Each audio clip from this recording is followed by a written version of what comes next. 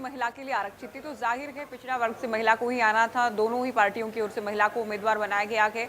BJP की ही list का इंतजार था, तीनों निगम के मेयर के लिए किसे उम्मीदवार चुना जाता है। और क्योंकि बीजेपी सत्ता में है, 2014 के बाद से लगातार सत्ता में है, तो जाहिर है यहाँ रेस ज्यादा हो जाती है, या ज्यादा लोग चाहते हैं कि हमें सिंबल मिल जाए बीजेपी का, हम मैदान में आए। राजीव जैन की हालांकि बात करें, बाई इलेक्शन जब हुआ निगम का निखिल मदान के बाद, जब क्योंकि कांग्रेस से चुनकर आए थे निखिल मदान, लेकिन चुनाव से पहले बीजेपी में चले जाते हैं, बीजेपी के विधायक बन जाते हैं, और राजीव जैन अब एक बार फिर से मेयर पद के लिए उम्मीदवार बने हैं। पहले भी थे, कार्यकाल खत्म होने के बाद एक बार फिर से बीजेपी ने इन पर भरोसा जताया कि बीजेपी के पुराने नेता रहे हैं, संघर्ष इन्होंने किया है पार्टी में रहते हुए। इनकी पत्नी मनोहर पार्ट 1 में कविता जैन मंत्री भी रही हैं, और अब देखना ये है कितनी मजबूती से ये सीट मेयर वाली बचाने में कामयाब होते हैं, या फिर क्या कोई खेला कांग्रेस कर पाने में कामयाब होती है। सोनीपत की हम बात करें, अंबाला की हम बात करें, साक्षी भी जानकारी दे रही थी कि इस तरह से जो सामाजिक समीकरण है, या जो वोटों का शेयर है अलग अलग समाज के हिसाब से, अलग अलग वर्ग जाति के हिसाब से, इस बात को जहन में रखते हुए दोनों प्रमुख पार्टियों की ओर से अपने अपने उम्मीदवारों का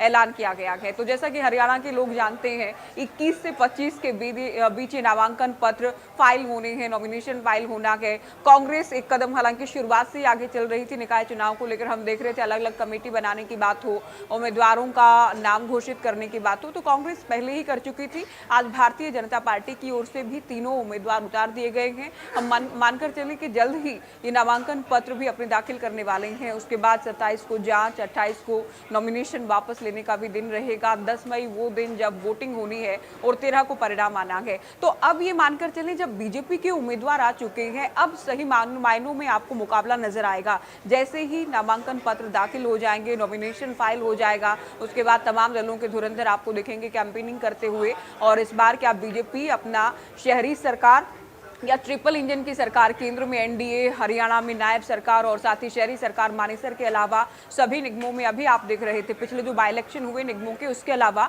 अभी हम बात करें तमाम जो मेयर थे वो भारतीय जनता पार्टी से ही थे। तो क्या बीजेपी इस मोमेंटम को, इस विजय रथ को शहरी सरकार में आगे भी ले जाने में कामयाब होती है, या कांग्रेस कोई बड़ा खेला करती है? क्योंकि बीजेपी अपनी उपलब्धियों के साथ, अपने संकल्प पत्र के साथ मैदान में आने वाली है, तो कांग्रेस को जो लगता है कि शहरी जनता इन मुद्दों को लेकर परेशान है, उन तमाम मुद्दों, खामियों को लेकर, जिसमें शहरी लोगों के लिए सड़कों की बात करें, बिजली की बात करें, पानी की बात करें, सीवरेज की बात करें, कचरा प्रबंधन की हम बात करें, और जो प्रॉपर्टी टैक्स की हम बात करें, बहुत सारे ऐसे मुद्दे हैं जिनको लेकर कांग्रेस हमलावर नजर आएगी। और भारतीय जनता पार्टी और कांग्रेस के अलावा इनेलो भी सिंबल पर मैदान में होगी, आम आदमी पार्टी भी सिंबल पर मैदान में होगी। तो देखना यह है किस तरह का मुकाबला रहेगा। ट्रिपल इंजन की सरकार को आगे फिर से रफ्तार से लेकर जाने वाले हैं, या कांग्रेस जो विधानसभा में जीत का दम भर रही थी, जीत के पास आकर ही हारी है, वो शहरी सरकार में कोई बड़ा गेम या कोई बड़ा बदलाव, कोई तब्दीली देखी जा सकती है, शहरी वोटर्स को अपनी तरफ लुभाने में कामयाब हो पाती है या फिर नहीं। तो इतना साफ है कि तीनों मेयर पदों के लिए कांग्रेस के पहले उम्मीदवार आ चुके थे,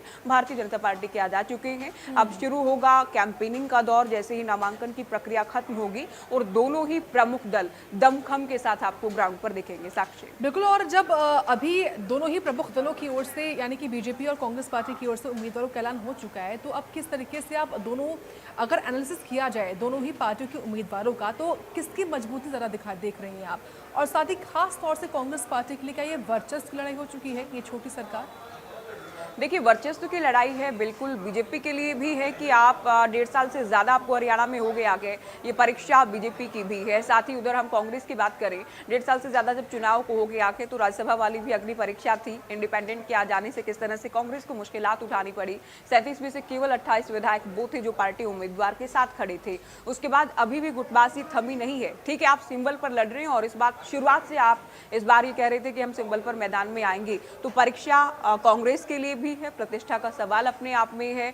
शहरी वोटर्स को कितना आप लुभा पाते हैं, आपके घोषणा पत्र में क्या वादे रहते हैं, क्योंकि लंबे समय से आप सरकार में नहीं है, तो आपके पास गिनाने के लिए कम से कम उपलब्धियां नहीं है। क्योंकि बीजेपी सत्ता में है, इनके पास उपलब्धियां हैं, योजनाएं हैं, क्या किया, कितना किया, आगे क्या करने वाले हैं, विजन है इनके पास, जिसे लेकर ये जनता के बीच जाएंगे। लेकिन कांग्रेस के पास ऐसी कोई उपलब्धि, योजना या बातें नहीं है। ये केवल बीजेपी की खामियां निकालने वाले हैं। इनकी खामियों को जनता कितना सुनेगी, ये हमें देखना होगा। क्योंकि छोटे चुनाव में, छोटे हालांकि मेयर के हम नहीं कह सकते छोटे चुनाव हैं, लेकिन जो ज़्यादातर इस तरह के चुनाव होते हैं ये सरकार के साथ बहुत बार चले जाते हैं, ये जो गवर्निंग पार्टी है उनके साथ चले जाते हैं कि हमें तो विकास के साथ चलना है या हमें अपने काम करवाने हैं। बहुत बार लोग इसी बात को जहन में रखते हुए वोट देते हैं और ये एक बड़ा कारण है कि हरियाणा में ट्रिपल इंजन की सरकार है।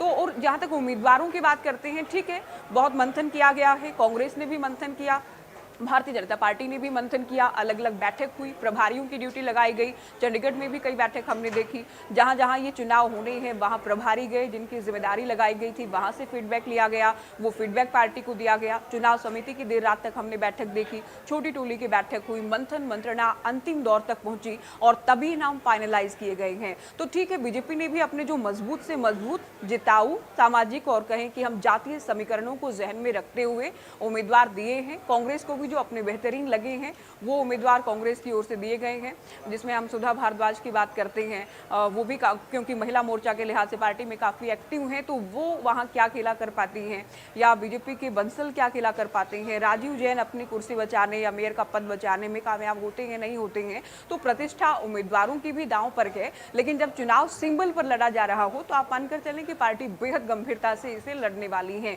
तो ये सीधी टक्कर हमें देखने को मिलेगी बीजेपी और कांग्रेस के भीतर। सवाल सबसे बड़ा यही है कि शहरी सरकार ट्रिपल इंजन बीजेपी का बना रहेगा या कांग्रेस जो विधानसभा चुनाव के 1.5 साल बाद कोई खेल या कोई बदलाव दिखा सकती है, लोगों को अपने साथ लुभा सकती है, ये भी हमें देखना होगा। साथ ही कांग्रेस के जो तमाम नेता हैं उनकी किस तरह से जिम्मेदारियां लगाई जाती हैं, कैंपेनिंग में कितना एकजुट वो दिखते हैं, अपने उम्मीदवार को जिताने के लिए कितना प्रयास तमाम जो नेता हैं उनकी ओर से किया जाता है, ये भी कांग्रेस के लिए देखने वाली बात तो है ही, साथ ही कांग्रेस के लिए चुनौती भी अपने आप में रहने वाली है। साक्षी, निश्चित तौर पर बहुत धन्यवाद आपका ज्योति, विस्तार से बताया आपने और विस्तार से इस पूरी खबर को देखा भी किस तरीके से फिलहाल बीजेपी की ओर से